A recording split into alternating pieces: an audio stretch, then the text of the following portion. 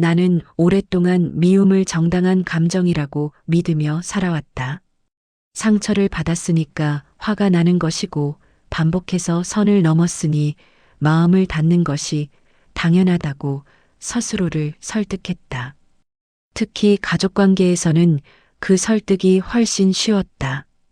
가족은 원래 그런 거라고, 가까운 사이일수록 상처도 깊어지는 거라고, 그렇게 말하면 내 감정이 조금은 보호받는 것 같았기 때문이다. 사람들은 보통 이렇게 말한다. 그 정도면 화날 만하지. 내가 참을 필요는 없지. 그 말은 잠깐 나를 편하게 만든다. 하지만 이상하게도 그 편안함은 오래가지 않는다. 미움은 풀리기보다 쌓인다. 시간이 지나면 괜찮아질 거라 생각했지만 실제로는 그렇지 않았다. 미움은 사라지지 않고 모양만 바꾼 채 마음 한쪽에 남아 계속 나를 건드린다. 법구경은 이 지점에서 아주 단호한 문장을 건넨다. 미움은 미움으로 사라지지 않는다고. 오직 자비로서만 사라진다고. 이 문장을 처음 들었을 때 나는 솔직히 반감이 들었다. 세상은 그렇게 단순하지 않고 사람은 그렇게 쉽게 감정을 내려놓지 못한다고 생각했기 때문이다. 특히 가족 앞에서는 더 그렇다고 느꼈다.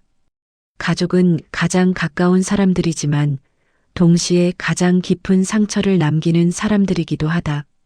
부모의 말 한마디, 형제의 태도 하나, 자식의 무심한 반응은 낯선 사람의 폭언보다 훨씬 오래 마음에 남는다.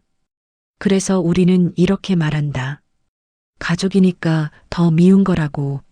나는 한때 이 말을 아주 쉽게 했다.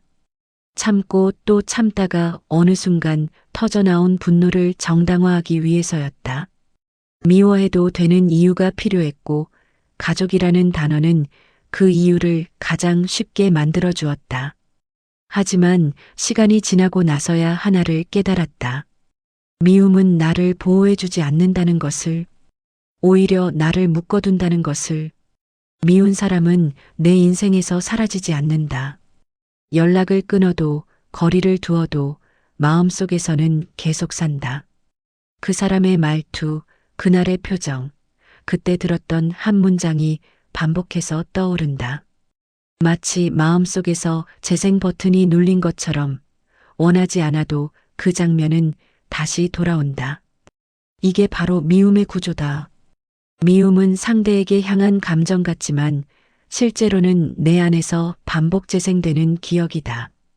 그래서 법구경은 미움을 단순한 감정이 아니라 상태로 본다. 미움에 머무는 한 사람은 그 자리를 벗어나지 못한다. 시간은 흘러가는데 마음은 과거에 멈춰 있고 삶은 앞으로 가는데 감정은 뒤에 붙잡혀 있는 상태가 된다. 사람들은 종종 묻는다. 그럼 참으라는 거냐고. 하지만 부처님은 참으라고 말하지 않는다. 억누르라고도 말하지 않는다. 그건 수행이 아니라 자기 파괴에 가깝다. 억누른 감정은 사라지지 않고 다른 방식으로 튀어나온다. 말투가 날카로워지거나 관계를 피하게 되거나 이유 없는 피로로 나타난다. 법구경이 말하는 자비는 상대를 무조건 용서하라는 말이 아니다. 나를 지우고 상대를 안아주라는 요구도 아니다. 그보다 훨씬 현실적인 의미를 가진다. 미움에 머무르지 말라는 말이다. 그 감정이 나의 삶 전체를 결정하게 두지 말라는 말이다. 자비는 상대를 위한 도덕이 아니라 나를 위한 선택에 가깝다. 나는 한때 미움을 붙잡고 살았다. 그 사람을 잊지 않기 위해서가 아니라 잊지 못해서였다.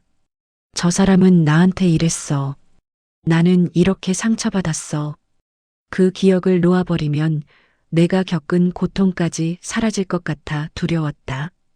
고통이 사라지면 내가 견뎌온 시간이 의미 없어질 것 같았다. 그래서 나는 계속 미움을 들여다보며 스스로를 붙잡아 두었다. 하지만 미움은 의미를 지켜주지 않는다. 그저 시간을 갉아먹을 뿐이다. 오늘의 시간을, 지금의 관계를, 앞으로의 선택을 조금씩 잠식한다. 가족 갈등에서 미움이 더 깊어지는 이유는 여기에 있다. 가족은 끊을 수 없다고 믿기 때문에 미움도 계속 유지된다고 착각한다. 그래도 부모잖아. 그래도 가족이잖아. 이 말들은 화해를 돕는 말처럼 들리지만 사실은 미움을 장기화시키는 말이 되기도 한다. 미움을 안고 하는 효도는 효도가 아니다. 그것은 의무이고 소모이며 자기 부정이다. 마음은 무너져 있는데 행동만 이어지는 관계는 결국 더 큰 균열을 만든다. 법구경이 말한 자비는 나를 지키지 못한 채 상대를 안아주는 행위가 아니다. 자비는 미움이 나를 지배하지 못하게 하는 선택이다. 때로는 그 선택이 용서의 형태일 수도 있고, 때로는 조심스러운 거리두기의 형태일 수도 있다. 중요한 것은 무엇을 하느냐가 아니라 내 마음이 어디에 머무느냐다. 나는 지금 미움 속에 있는가 아니면 미움을 바라보는 자리에 서 있는가. 이 차이는 생각보다 크다. 미움 속에 있으면 모든 해석이 왜곡된다. 말은 공격으로 들리고 침묵은 무시로 느껴지며 선의조차 의심하게 된다. 관계는 실제보다 훨씬 더 날카롭게 보인다. 하지만 미움을 바라보는 자리로 한 발짝만 물러나면 상황은 조금 달라진다. 아, 내가 지금 화가 났구나. 이 감정이 나의 전부는 아니구나. 이 인식 하나가 관계의 온도를 바꾼다. 감정은 여전히 존재하지만 그것이 나의 주인이 되지는 않는다. 법구경의 지혜는 바로 여기서 시작된다. 감정을 부정하지 않되 감정과 나를 동일시하지 말라는 것. 미움은 상대를 바꾸지 않는다. 미움은 관계를 해결하지도 않는다. 다만 같은 자리에서 같은 싸움을 반복하게 만들 뿐이다. 그래서 미움은 미움으로 사라지지 않는다.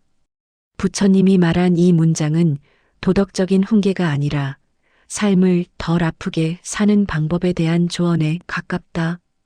오늘도 가족 때문에 마음이 무거운 사람이 있을 것이다. 말하지 못한 감정과 삼킨 분노가 속에서 계속 맴돌고 있을지도 모른다. 그 사람에게 이 말을 전하고 싶다. 당신이 힘든 이유는 마음이 약해서가 아니다. 미움이라는 감정이 아직 당신 안에 머물러 있기 때문이다. 그러니 억지로 용서하지 않아도 괜찮다. 억지로 이해하려 애쓰지 않아도 괜찮다. 다만 미움과 나 사이에 아주 작은 거리만 만들어 보자. 이 감정이 나의 전부는 아니라는 사실을 인정하는 것, 그 한 걸음이면 충분하다. 미움은 미움으로 사라지지 않는다. 이 말을 오늘 당신 자신에게 조용히 건네도 좋겠다.